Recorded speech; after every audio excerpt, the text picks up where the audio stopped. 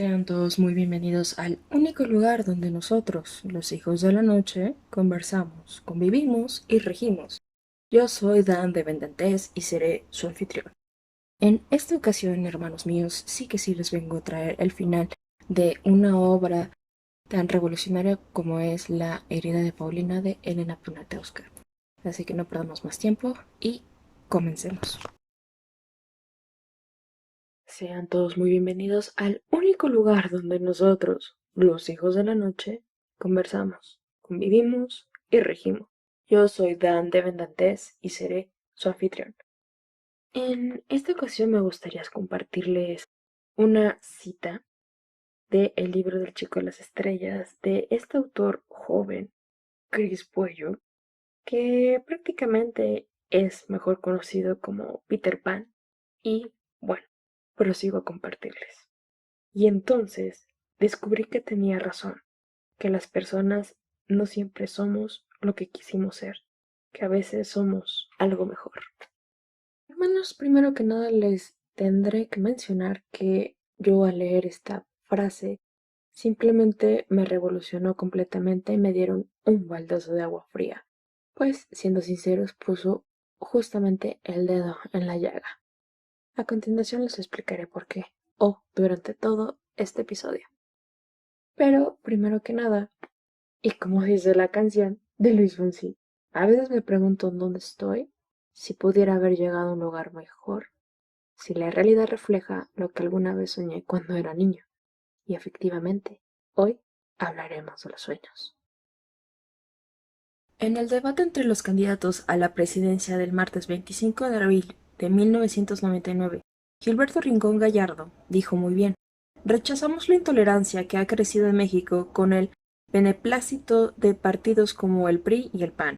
No podemos aceptar que quede impunes asesinatos de homosexuales como los ocurridos en Chiapas, la violación y asesinato de mujeres en Ciudad Juárez y la perversidad del encarcelamiento de campesinos que defienden su bosque en Guerrero. No podemos aceptar un país en donde el gobierno de Baja California obliga, por encima de la ley, a una niña de 13 años continuar un embarazo producto de una violación. No podemos aceptar que un solo grupo, utilizando la fuerza del gobierno, imponga su moral y su visión del mundo a todos los ciudadanos. Libertad individual y responsabilidad social. Luis Villoro se sorprende de que algunos quieran imponerle su criterio a otros, porque él no podría infligirle a nadie su juicio personal. Una postura ética implica respetar la autonomía de cada ciudadano para decidir sobre su vida. Dijo María Teresa Priego en Se llama Paulina y ya había elegido, en la revista Milenio el 31 de marzo del 2000. ¿En qué creencia se sostiene esa vida desde la concepción que, en el caso de Paulina, se traduce en crónica del abuso insoportable? Las connotaciones de la palabra vida desde la concepción, en este caso, no pueden separarse de un discurso que persigue y condena el ejercicio de la sexualidad y es incapaz de concebir el erotismo como deseo humano independiente de la reproducción. Defender a ultranza el derecho del óvulo fecundado a la continuación del proceso, que lo convertiría en un preembrión, ignorando el deseo de las circunstancias de la mujer implicada, después en embrión, más tarde en feto y posteriormente en bebé, no es de ninguna manera defender en lo absoluto la vida, sino los valores, creencias e intereses de la actual jerarquía católica. Aunque reconociendo que el aborto es un hecho sangriento y doloroso, como lo dice Villoro, la ausencia de un criterio único que determine el origen de la vida nos obliga a dejarle esa decisión a cada quien. Despenalizar el aborto no implica justificarlo, menos fomentarlo. Implica solo respetar la autonomía de cada ciudadano para decidir sobre su vida, respetar tanto a quien juzga que el aborto es un crimen como a quien juzga lo contrario. Estaba en todo su derecho, Enrique Massa. En las lecciones del caso Paulina, en el seminario Z de Tijuana, Baja California, del 28 de abril al 4 de mayo, Enrique Massa escribe: con respecto al aborto solo hay un asunto que se debe discutir, si es o no es el asesinato de un ser humano. Si es asesinato, el aborto es moral. Si no es asesinato, el aborto es legítimo. Para que se dictamine un asesinato es necesario que haya y que conste un cadáver humano. En consecuencia, el asunto que debe discutirse en sí, el conjunto de células que se extraen o se arrojan en un aborto, o el contenido del proceso biológico que se interrumpe, es o no es un ser humano, y en qué momento y por qué el feto se convierte en persona, es decir, cuál es el consecutivo esencial de la persona humana. ¿Qué hace que un feto se vuelva persona? ¿En qué consiste ser persona? ¿Qué hace que un ser humano sea un ser humano? Este es el punto clave. Si esto no se dilucida, no hay manera de saber si el aborto es asesinato. Pero no hay manera de dilucidarlo. Nadie tiene la respuesta y todos la tienen. Es decir, hay muchas teorías al respecto, pero no hay una certeza. La respuesta depende de cada escuela o teoría filosófica, de cada escuela psicológica, antropológica, sociológica, teológica, bíblica, hermenéutica. A mi juicio, hay dos respuestas fundamentales. La primera concibe al ser humano como cuerpo y alma, dos componentes distintos y separables, uno corporal y efímero, concebido y gestado por varón y mujer, otro espiritual e inmortal, llamado alma, creado directamente por Dios e infundido en el óvulo en el momento mismo de la concepción. La segunda concibe al ser humano a partir de sus facultades superiores, inteligencia y amor, que se unen y traducen en una capacidad de relaciones intelectuales, humanas y amorosas. Esta parece ser, a juicio de hermenéuticas importantes, la concepción bíblica del hombre. El componente específico que constituye al ser humano es la religión.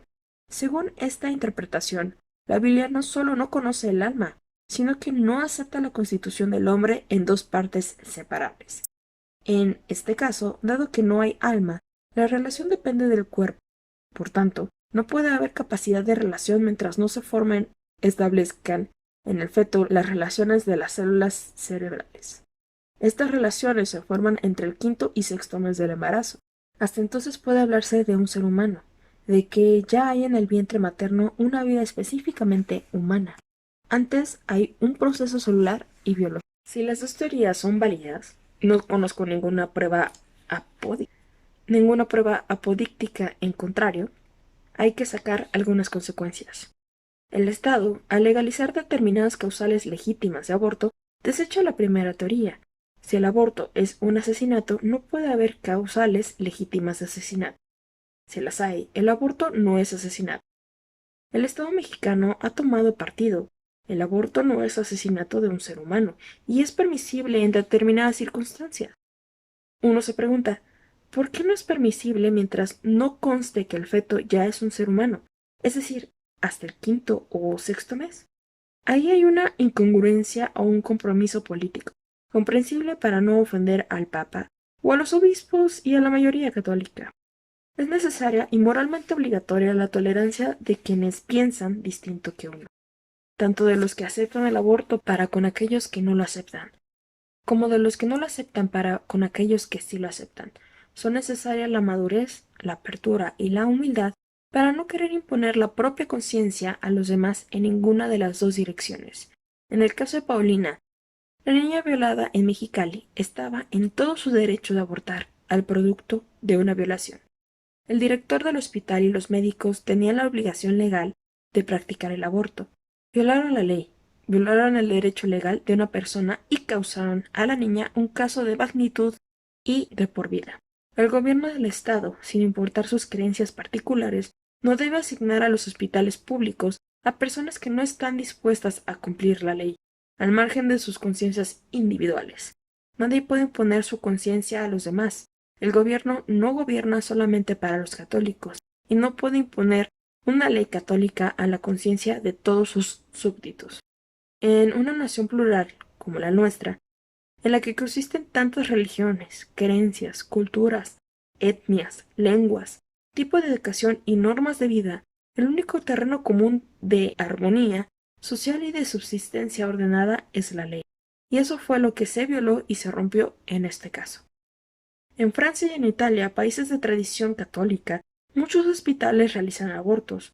Con esto, como dice Enrique Massa, la sociedad consigue representar legalmente a todos los individuos y no solo a algunos.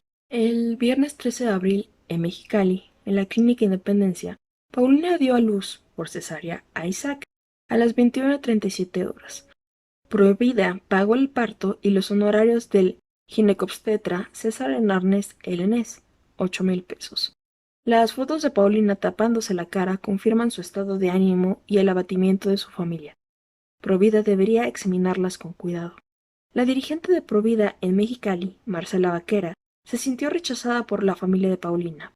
La madre, María Elena, creyó que Provida quería ayudar de buena fe y recibió los 8,000 pesos, pero Provida publicó un desplegado diciendo que le habían dado 100,000 pesos. ¿Por qué mienten? Si yo ahora acepto su ayuda, ¿quién sabe qué irán a decir mañana?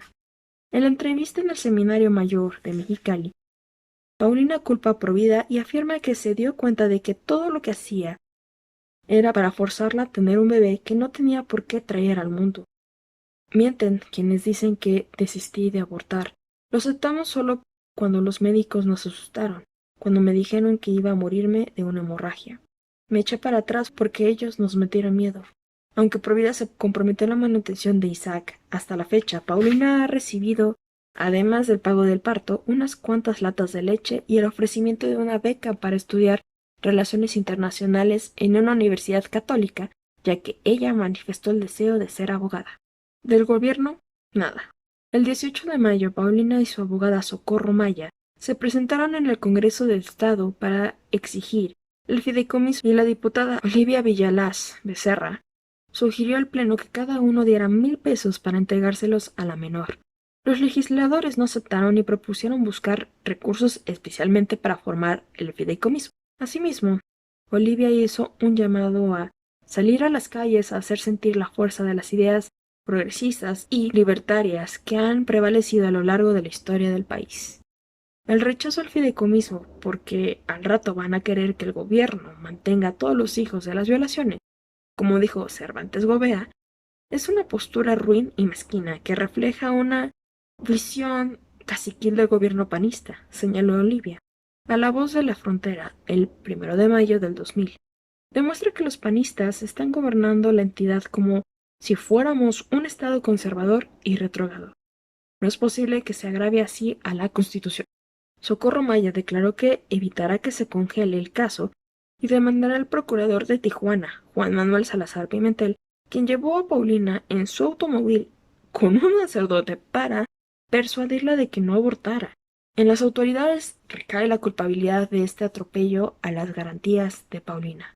Germán Dehesa, en su columna La Gaceta del Ángel de Reforma, el 12 de abril del 2000, expresa su desconcierto ante la imagen del gobernador González Alcocer en el televisor, con cara de perfecta inocencia y enjugándose la boca con algo que llamó ética personal, que le sirvió para otorgarse la absolución inmediata y para hacerla extensiva a todos aquellos que fueron parte de un atropello que no solo incluye a una mujer, sino a eso que llamamos Estado de Derecho. A mi juicio, Paulina ha sido víctima de múltiples violaciones. Enumero algunas: la física, la moral, la psicológica, la emocional, la legal. La primera corrió a cargo de un miserable. De las demás, son responsables unos cómodos fanáticos que lucran con los prejuicios y que todavía no se enteran en qué año y bajo qué constitución están viviendo. Unos cuantos funcionarios médicos y funcionarios políticos que dan por no recibido el mensaje legal y fundamentado que reciben, y una sola sociedad que prefiere no meterse en problemas, hasta que los problemas le alcancen a ella. Me imagino, espero, que el conflicto no termina aquí. Por lo pronto, en Nuevo León, panistas se aprestan a echarle más lumbre al fuego con su legislación sobre el derecho a la vida.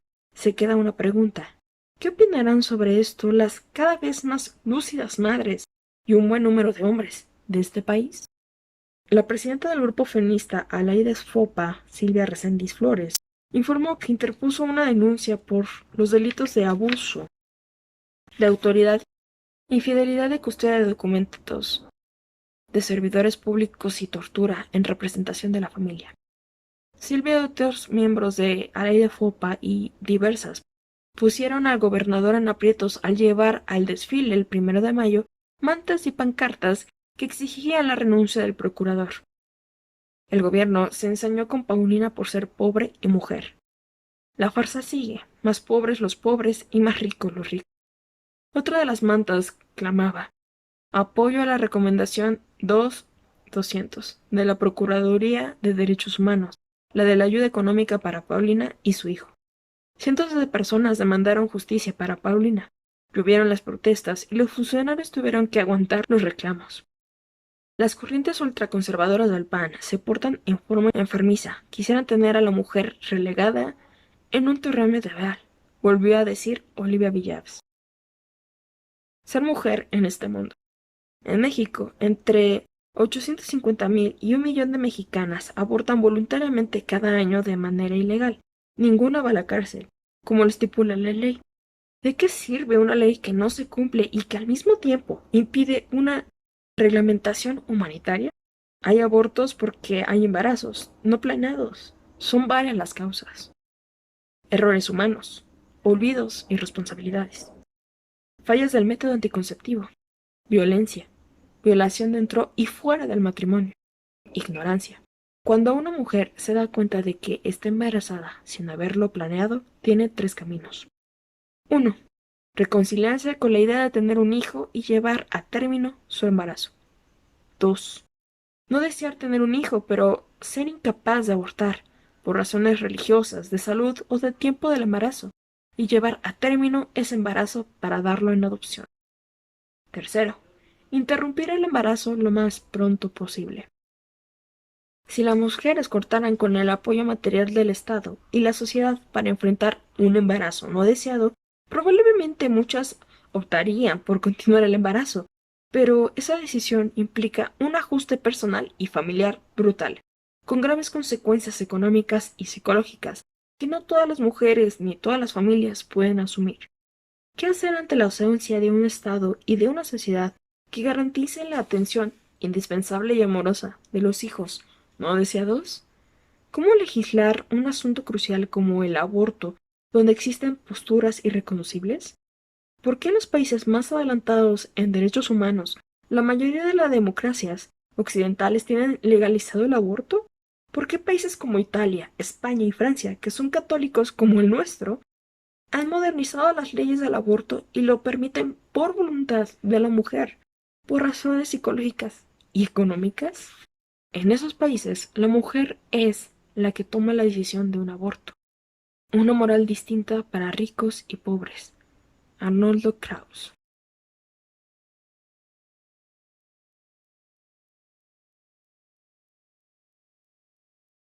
La moral es un gran invento humano, plagado de espinas, dice Arnoldo Krauss, y tiene razón, porque pretendemos elevar nuestras creencias a principios universales, y de allí viene la intolerancia, las guerras, el fracaso de las relaciones humanas. 1. Mujer.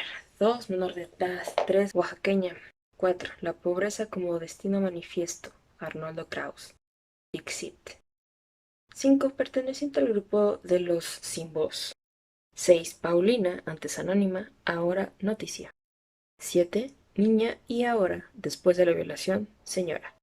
8. Embarazada, condenada, manipulada. 9. Sujeta a las presiones de provida. 10. A la ley de FOPA, GIRE y diversas, católicas por el derecho a decidir, Red de Mujeres de Baja California, grupos feministas de Tijuana, Ensenada, Mexicali y Tecate, la otra cara de la moneda. Según el doctor Arnoldo Krauss, desde la violación hasta la cesárea, el periplo de Paulina es ejemplo de que la moral se aplica en forma distinta para ricos y pobres. Es imposible encontrar un caso en el cual la indicación para provocar un aborto humano sea más clara que en la de esta joven, salvo que se hubiese demostrado la transmisión del SIDA al producto o a la madre durante la transgresión, es decir, pensar en un escenario más dramático. Incluso en circunstancias como la descrita, el Código Penal avala el legado en el artículo 126, fracción 11, que establece que el aborto no es punible cuando el embarazo sea resultado de violación. Pago del daño moral. En la Crónica de Mexicali, el 9 de abril del 2000, el pedagogo Alfonso Lizárraga Bernal exige: 1. Pago del daño moral. 2. Castigo a los funcionarios del hospital aliados cómplices del grupo Provida. 3. Crear un fideicomiso para garantizar la supervivencia del niño por nacer y ofrecerle una vida digna, salud, educación y vivienda. 4. Pago de los gastos realizados por la familia durante el embarazo. 5. Cursos de ética médica, derechos humanos y valores dirigidos al personal del hospital. El PAN, en el ejercicio del poder, actúa con una intolerancia similar a la del Opus Dei. Pasa por encima de la ley, transgrede los derechos ciudadanos, impone su ideología y remete su actuar con una negativa advirtiéndose su hipocresía. Al menos tendría que reparar el daño de por vida provocado a Paulina concediendo los 5 puntos. María del Consuelo Mejía, dirigente de Católicas por el Derecho a Decidir, declaró a La Jornada el 20 de marzo del 2000 que lo sucedido en Mexicali debe llamar a la reflexión, porque es un indicio de que en nuestro país es necesario reafirmar el carácter laico del Estado para evitar que grupos conservadores en el poder modifiquen las políticas públicas atendiendo a sus intereses personales. La Iglesia no al aborto. El cardenal Norberto Rivera Carrera, en una homilía en la Catedral del 4 de Mayo, dijo que ningún producto de una violación merece la muerte. Un niño en el seno de la madre no se puede defender, ni siquiera su grito se oye. Hizo un alegato en favor de la familia. La Iglesia está convencida de que en la familia se fragua el futuro de la humanidad y es donde se pueden concretar los verdaderos valores evangelísticos. ¿Sabrá el cardenal que el aborto inducido representa la cuarta causa de muerte materna en nuestro país? Por fin, ¿qué? ¿La vida o la muerte?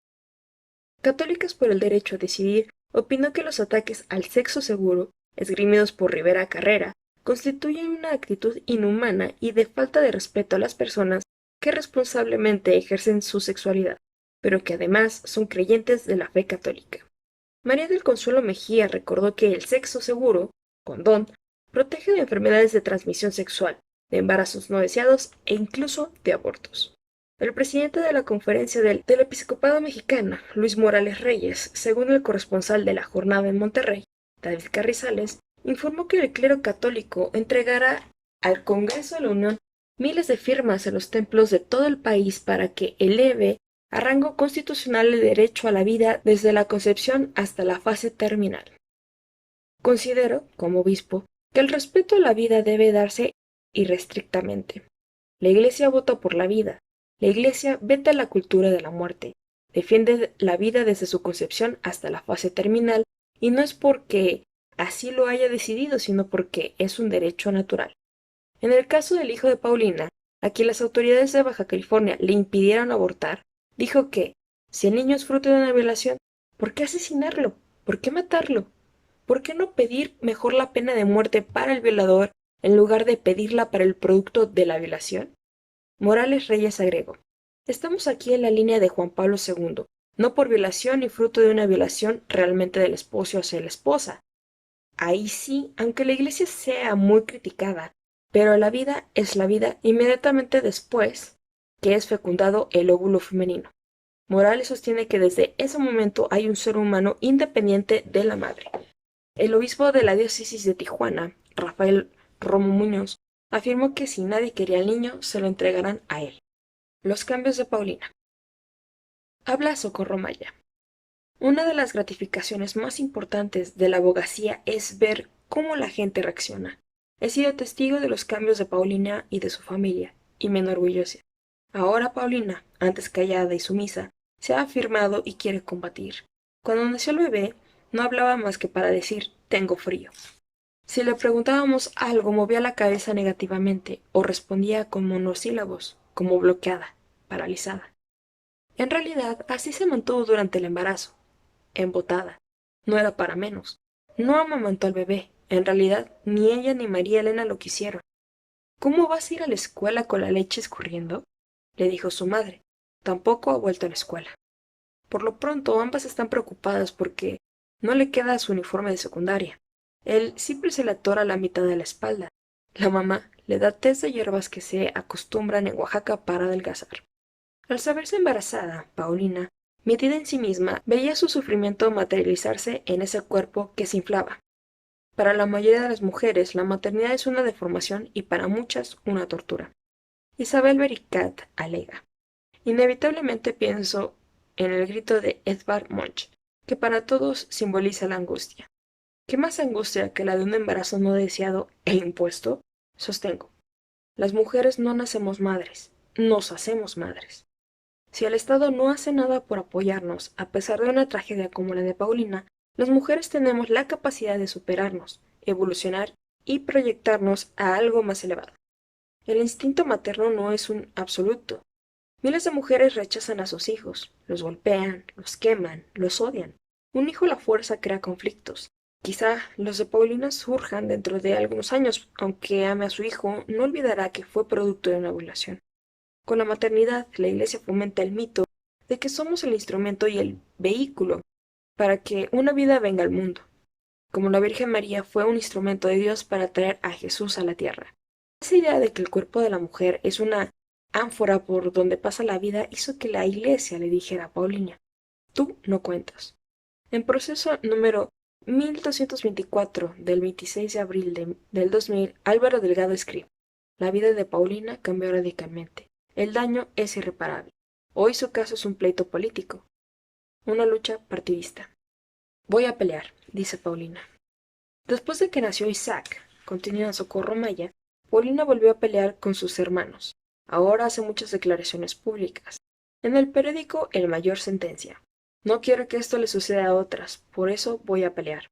Paulina empieza a sacar todo el coraje que tiene. Se ve a sí misma como era antes del embarazo. Ahora que ya se me salió ese chamaco, sí soy yo. Hoy mira a su hijo con ternura, pero al principio veía con desprecio esa cosa que le había salido de adentro. La madre, María Elena, es quien cuida a Isaac. Socorro Maya se emociona. El drama de Paulina les ha dado a los Ramírez Jacinto una nueva dignidad.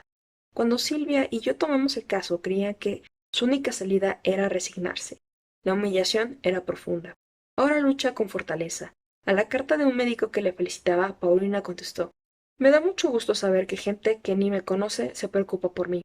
La firmó con su nombre y el de Isaac, su hijo. La firmeza de la familia en pedir el aborto al que tenía derecho fue lo que le ayudó. Su aplomo fue definitivo. Exigir justicia la dignificó. Por todo lo que le ha pasado, Paulina quiere estudiar Derecho Penal. A lo mejor es pretencioso de mi parte, pero siento que la lucha de Silvia Reséndiz y la mía han influido en ella. Silvia también ha sido una inspiración para mí. Me enseñó a ser feminista. De cada 10 cartas que llego, solo 1 o 2 son en contra de Paulina. La gente no es insensible. Yo no soy quien para juzgar. En lugar de condenarla, los corresponsales opinan que a Paulina debiera dejarla elegir libremente y respetar su individualidad. Es maravilloso saber que no está sola. El problema de mujeres que sufren violencia doméstica es que se lo callan. Primero, porque les da vergüenza. Segundo, por la familia. Y tercero, porque el Estado no las defiende. Sin embargo, las mujeres tenemos la capacidad de superarnos después de una tragedia, de evolucionar y crecer. En Mexicali hay una violencia muy elegante. Esposos que atormentan a su mujer sin siquiera tocarla. Todos se lo guardan hasta que un día estallan. Quieren divorciarse y entonces buscan el apoyo de grupos como el Alaide Fopa. Silvia Reséndiz Flores, excomulgada. A pesar de su fortaleza, a Silvia Reséndiz Flores, su excomunión la preocupa no solo por el mensaje amenazante de la Iglesia Católica, sino porque a cualquiera le atemoriza una condena semejante. María del Consuelo Mejía, antropóloga con maestría en estudios latinoamericanos y defensora de diversas causas por la justicia social, afirma: la excomunión no es una decisión de un vicario de Mexicali, sino un decreto al que se llega con un estudio serio por razones serias, porque el Código del Derecho Canónico es serio. Y coincide con Silvia Reséndiz al decir que solo sirve para que las mujeres sigamos siendo sumisas. El obispo de Mexicali, Isidro Guerrero Mancías, continúa Silvia Reséndiz, me pidió que lo fuera a ver, no sé para qué, y me voy a quedar con la duda porque no tengo ningún interés en visitarlo. El vicario de la diócesis, Raúl Enríquez Ramírez, fue quien afirmó que no podía yo ser la madrina de Isaac, el hijo de Paulina. A pesar de su valentía, para Silvia, de formación católica como todas nosotras, no debe ser agradable saberse acusada desde el púlpito a la hora de la misa en varias iglesias y sus amigas, ofendidas, se han dolido al escuchar a los sacerdotes. También su familia se siente lesionada.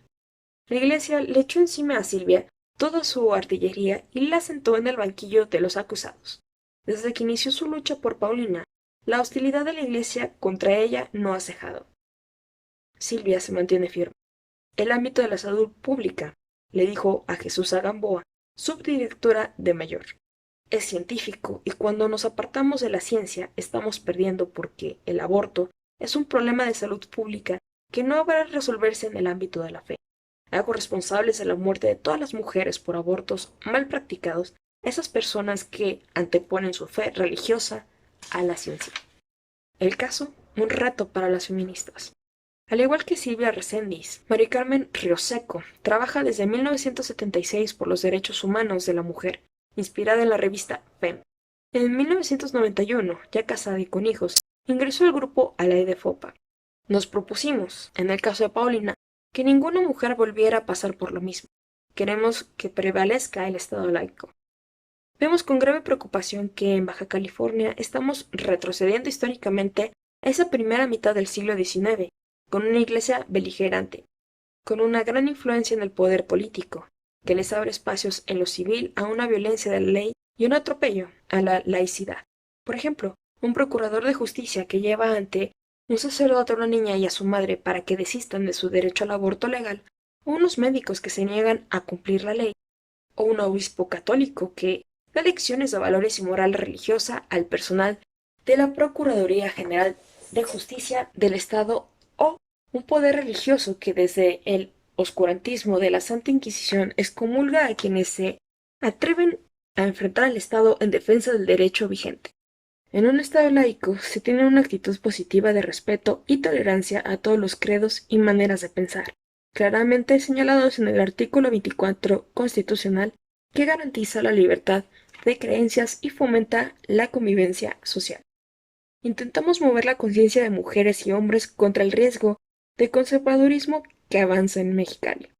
Con el apoyo de la Red de Mujeres de la Península de Baja California y de Milenio Feminista, logramos abrir la discusión acerca del avance de la ultraderecha Mexicali que se debe a la relación entre la jerarquía católica, el gobierno estatal y municipal y las influencias de un periódico muy conservador, filial de El Imparcial de Sonora, llamado La Crónica de Mexicali. Dar la batalla contra la ultraderecha no es fácil, y estos meses han sido de mucha tensión.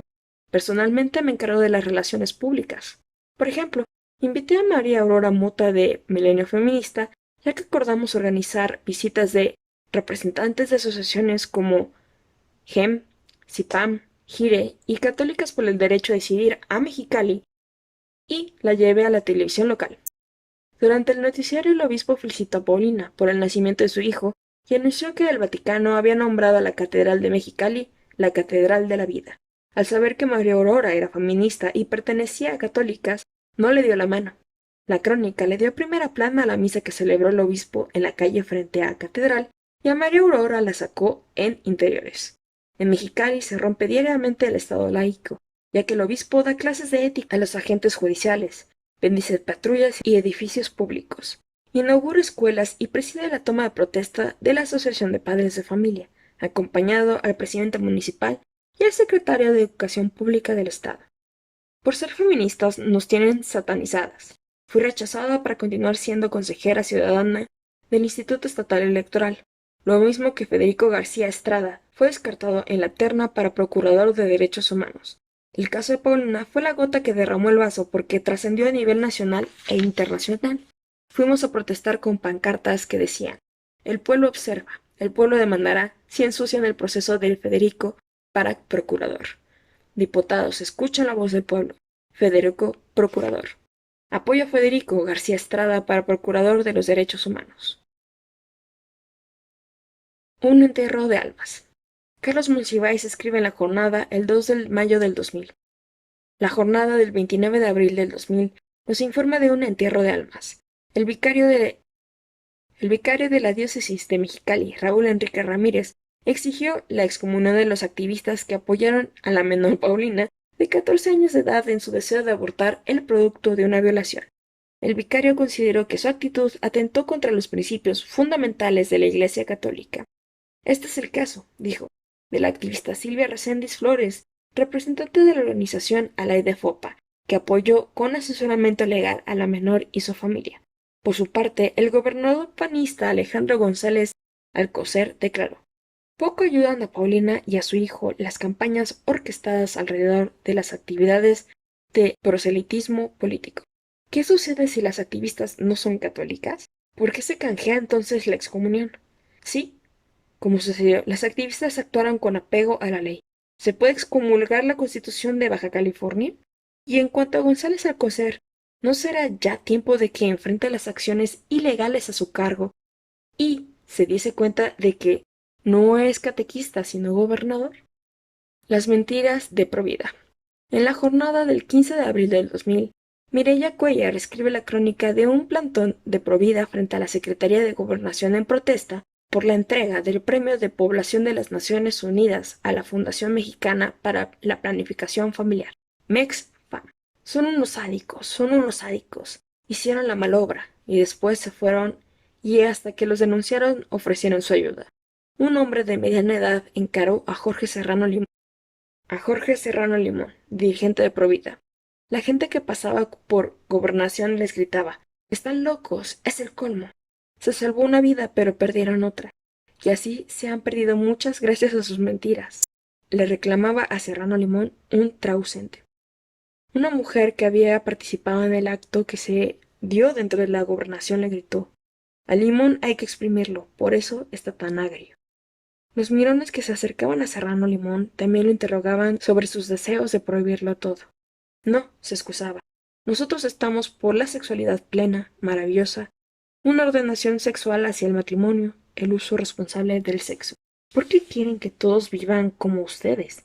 ¿Por qué no dejan a la gente que viva según su conciencia? ¿Quién piensa el fascismo? No voy a responder a cuestiones personales. No más Paulinas. ¿Por qué impactó tanto el caso de Paulina a la sociedad mexicana? Primero, porque demuestra la vulnerabilidad de una jovencita a la que un tipo viola mientras duerme. Segundo, porque pone en evidencia la fragilidad de nuestro sistema jurídico. La ley no se cumplió y Paulina acabó pariendo al hijo. Su vida podría haber sido otra. Podría haber elegido el padre del niño, tenerlo después de haber estudiado o trabajado. La violación por un heroinómano seguido de un embarazo no deseado la volvió niña madre en contra de su voluntad y la de su familia.